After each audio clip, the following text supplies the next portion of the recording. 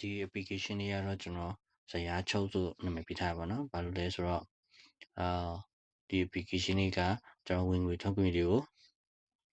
ကိုတက်ထုတ်ပေးတယ်ကျွန်တော်ဘယ်လောက်သုံးစွဲပြီးပြီလဲနောက်ဝင်ငွေဘယ်လောက်ရှိလဲစသဖြင့်ပေါ့နော်အဲ့ဒါလေးပါမယ်နောက်ကုန်ပစ္စည်းဝယ်တာချမ်းသာတွေပေါ့နော်အဲ့ဒါတွေကို quantity အနေနဲ့လည်းမှတ်ထားလို့ရတယ်ကျွန်တော်လားချုပ်နှစ်ချုပ်ဒီနဲ့လည်းပြန်ပြီးတော့မှ data တွေကိုပြန်ထုတ်လို့ရတယ်ပေါ့နော်အဲ့ဒါကို PDF file နဲ့ထုတ်လို့ရတယ်နောက်ပြီးကြတော့ Excel file နဲ့ထုတ်သုံးလို့ရတယ်ပေါ့နောက် security နဲ့လည်းကျွန်တော်ဒီloss screen နဲ့ပါတယ်ပေါ့နော် fingerprint နဲ့လည်းသုံးလို့ရတယ်ဒါမှမဟုတ် password pin နဲ့လည်းသုံးလို့ရတယ်ပေါ့နော်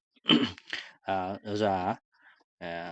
user အနေနဲ့ဒီမြန်မာလိုလည်းပါတယ်နောက်အင်္ဂလိပ်လိုလည်းပါတယ်ပေါ့နော်အထင်မှာတော့အဲ့ဒါကျွန်တော်တစ်ချက်လေးရှင်းပြပေးမယ်ပေါ့ဒါဆိုရင်ကျွန်တော်password ထည့်မယ်ပေါ့နော်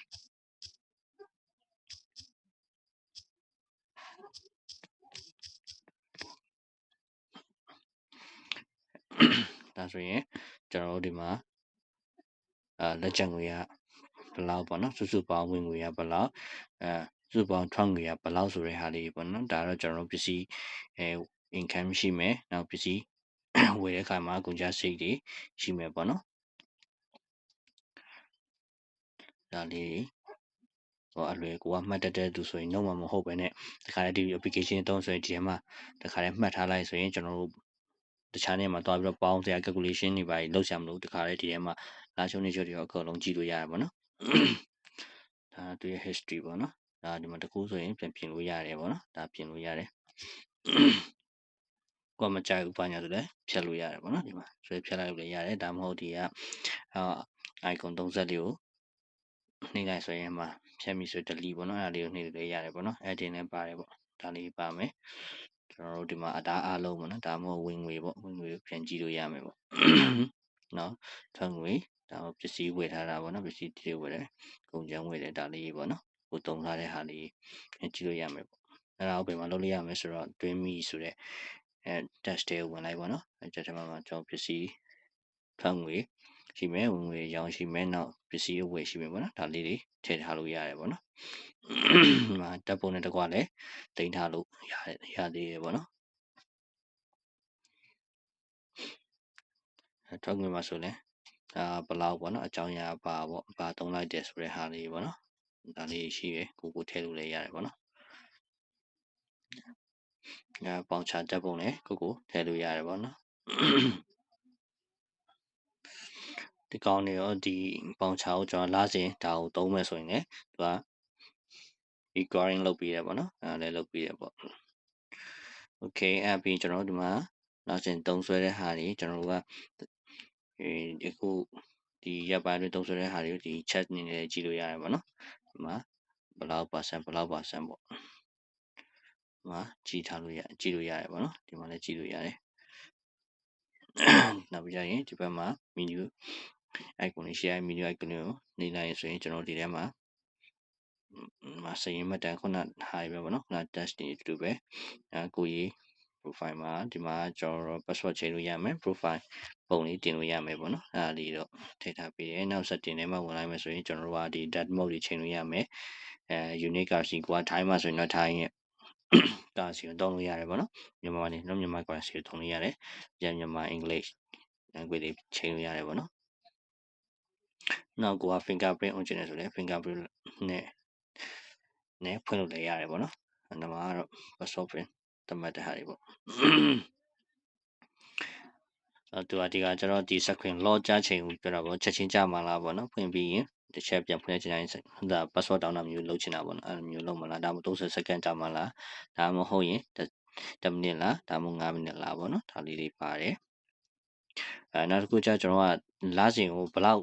target ပဲသုံးမယ်ပေါ့နော် budget ကိုဘယ်လောက်ထိပဲသုံးမယ်အဲ့တက်ပုံမသုံးချင်တဲ့လူတွေအတွက်ဆိုရင်ဒီမှာလစဉ် budget တွေကိုဟိုကထည့်ထားလိုက်ဒါဆိုရင်သူကချင်းချိန်ပြီးတော့မှကိုကပြန်ပြီးတော့မှသုံးဆွဲလို့ရတယ်ပေါ့နော်အဲ့ဒါလေးတွေရှိတယ်ဒီမှာတော့နမူနာ data တော့ကျွန်တော်ထည့်ထားတယ်ဘေးအနေနဲ့ထည့်ထားတယ်ဘာလို့ဆိုတော့တချို့ဟာလေးမလုပ်တတ်မှာဆိုတော့ကျွန်တော်အရင်ဆုံးဘေးအနေနဲ့နေနိုင်ဆိုရင်ဒီထဲမှာရှိထားတဲ့ဒီထဲမှာရှိပြီးသား data လေးဒီအထက်ပေါ်လာလိမ့်မယ်နော်တကယ်လို့မကြိုက်ဘူးဆိုရင်ဒီအောက်မှာ data အလုံးဖြတ်ရန်ဆိုတဲ့ဟာလေးကိုနှိပ်လိုက်ပါအဲ့ဒါဆိုရင်တော့ ပြတ်သွားမယ်ပေါ့နော်အခုကလက်ရှိတော့ version ကတော့ကျွန်တော် 2.3.1 ပေါ့နော်ဘာလို့ဆိုတော့ကျွန်တော်အမြဲတမ်းစစ်တယ်ပြုတယ်လောက်ထားတယ်မကြသေးဘူးပေါ့နော်အဲ့ဒါလေးရှိတော့ကြတော့ version 2ပါတယ်နောက်ခုကျတော့ကျွန်တော်ပါလဲပါဆိုတော့ license key ပါတယ်ပေါ့နော်license ထည့်ထားလို့ရတယ်ပေါ့နော်ဒီမှာကိုရဲ့ဒီမှာ device code ပါမယ်ပေါ့အဲ့ device code ပေးပြီး license နဲ့တုံးချင်တယ်ဆို license နဲ့ယူသုံးလို့ရတယ်ပေါ့နော် license ကတော့ကျွန်တော်တို့ပတ်စံပေးပြီးတော့ဝယ်ရမယ်ဒါကပတ်စံပေးရမယ်ဆိုတာကလည်းကျွန်တော်တို့ဒါမထုတ်သေးဘူးအရင်ဆုံး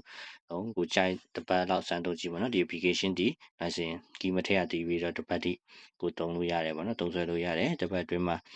ကိုကြိုက်တယ်ဆိုရင်တော့ license key ထည့်ပြီးတော့မှသုံးလို့ရတယ်ပေါ့နော်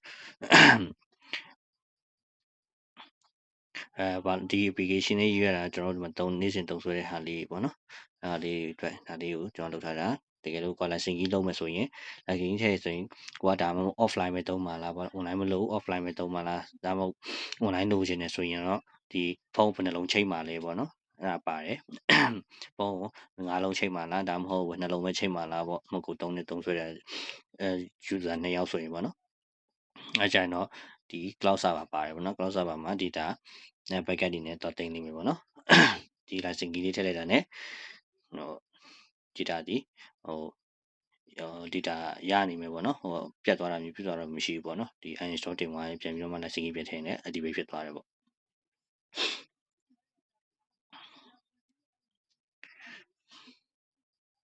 ဒါတော့ demo ပေါ့နော်ဒါ demo UI နေ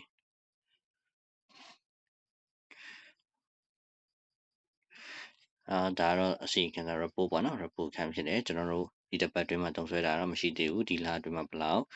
ဒီနှစ်အတွင်းမှာဘယ်လောက်ပေါ့နော်နောက်အားလုံးဆိုတဲ့ဟာရှိတယ်ပေါ့နော်ဒါလေးတွေရှိမယ်အဲ့တော့မှကိုကExcel file နဲ့ထုတ်မယ်ဆိုရင် Excel ပေါ့နော်အဲ့တော့ Excel file နဲ့စေးလိုက်ပြီးကျွန်တော်ကsorry PDF file နဲ့စေးလိုက်ပြီးအဲ့တော့ PDF file တော့ကြည့်မယ်ပေါ့နော်အဲ့ဆိုရင် PDF file မှာဒါဒီကျွန်တော်ခုနကဒီရက်ပိုင်းတွင်ပေါ့နော်ဟာလေဘာသုံးဆတာမရှိဘူး sorry အဲ့ဒါလေးပြန်ပြီးကျွန်တော်အားလုံးပြန်ထုတ်ပြမယ်နော်အားလုံးထုတ်မယ်ဆိုရင် PDF file နဲ့save ဆိုတာလေးရှိတယ်အဲ့ဆိုရင်ဒီမှာsave မှာဆိုရင်ဒီမှာကိုယ့်ရဲ့ဒီမှာဝယ်ယူသုံးဆွဲထားတဲ့ဟာလေးပေါ့နော်စရင်းတွေပါပစ္စည်းဆိုတာအကုန်လုံးကြည့်လို့ရမယ်ပေါ့နော်ဒါဆိုရင်တော့ပို့ပြီးတော့မှအဆင်ပြေတယ်ပေါ့နော်လာတိုင်းပါစရင်းတွေပါကောင်းရှုပ်စရာမလိုတော့ဘူးပေါ့နော်Excel ဆိုလဲထိုနည်းလျောက်သုံးလို့ရတယ်ပေါ့နော် Excel ဆိုလဲ